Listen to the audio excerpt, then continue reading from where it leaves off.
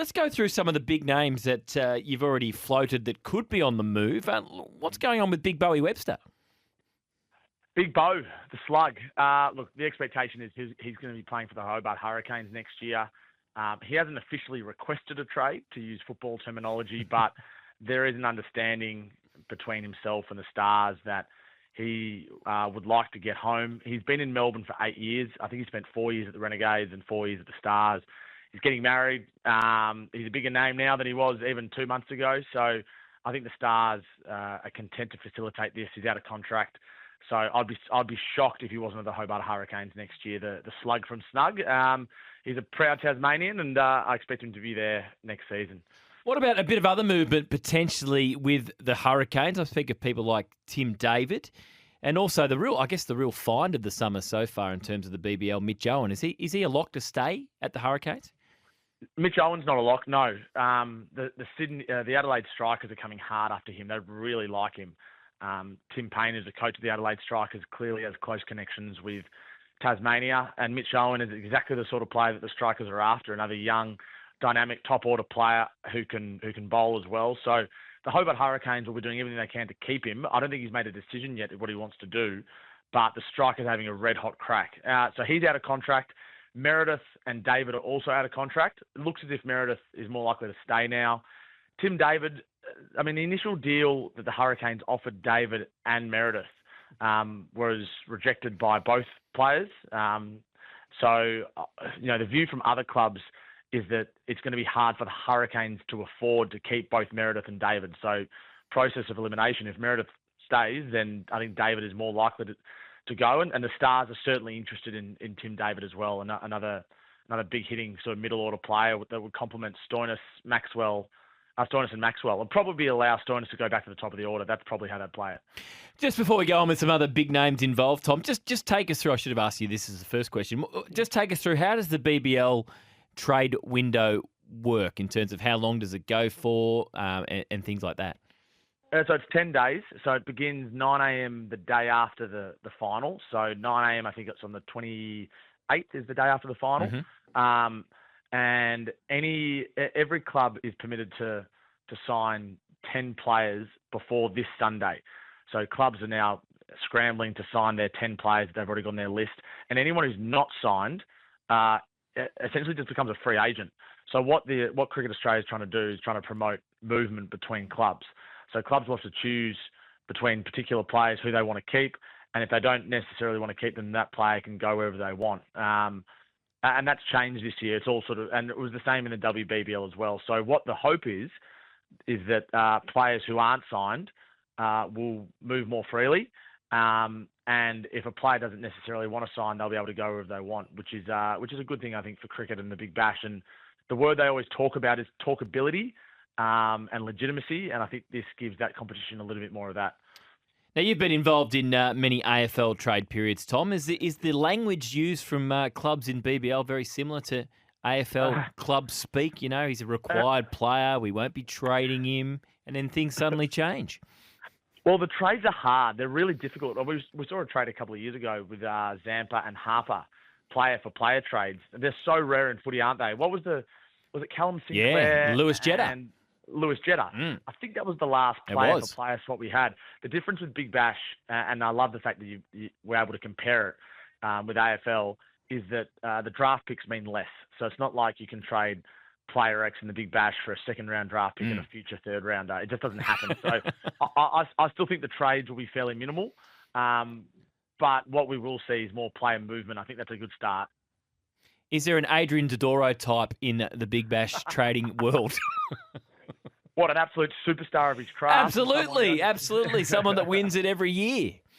No, yeah, I think every club would say that. I think what's clear is that there's a real, there's not like a huge pool of talented young batters coming through. There's a couple, Harry Dixon, Webgen as well, who's up north, is an Australian under-19 player.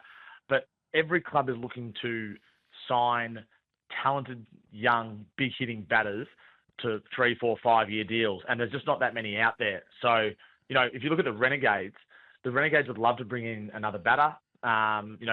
Jake Weatherald, for example, from the Strikers, who's out of contract, could be an option.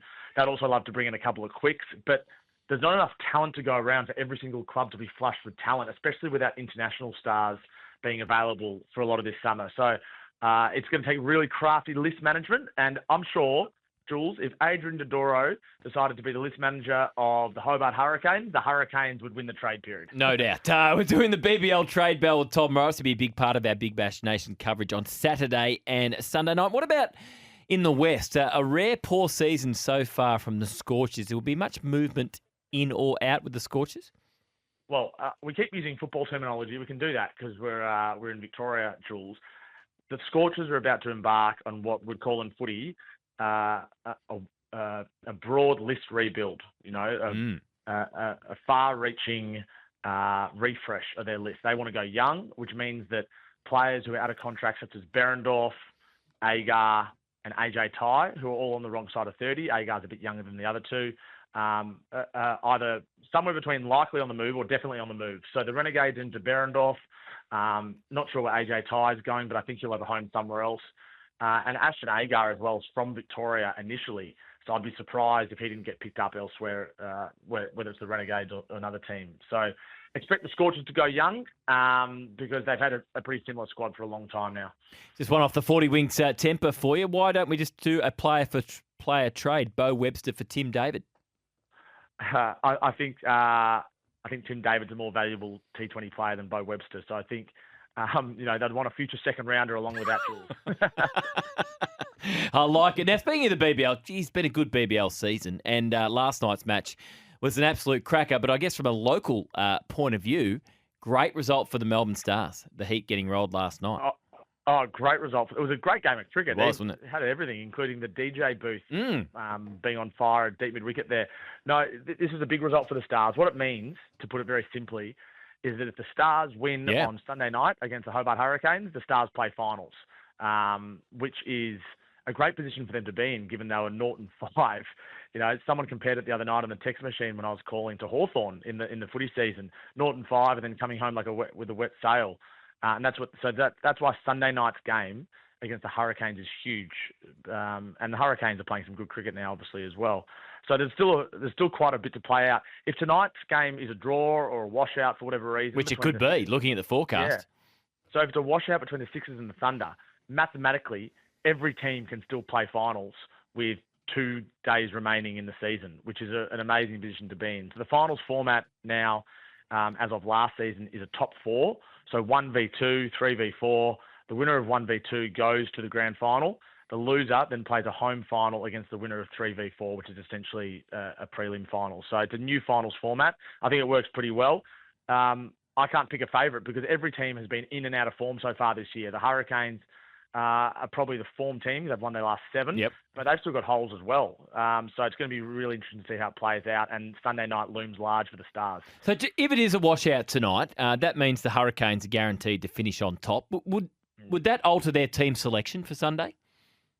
That's a good question. We've actually been in this position before with a Stars and Hurricanes game. There was a match, I reckon it was 2019-20, maybe it was 2020-21.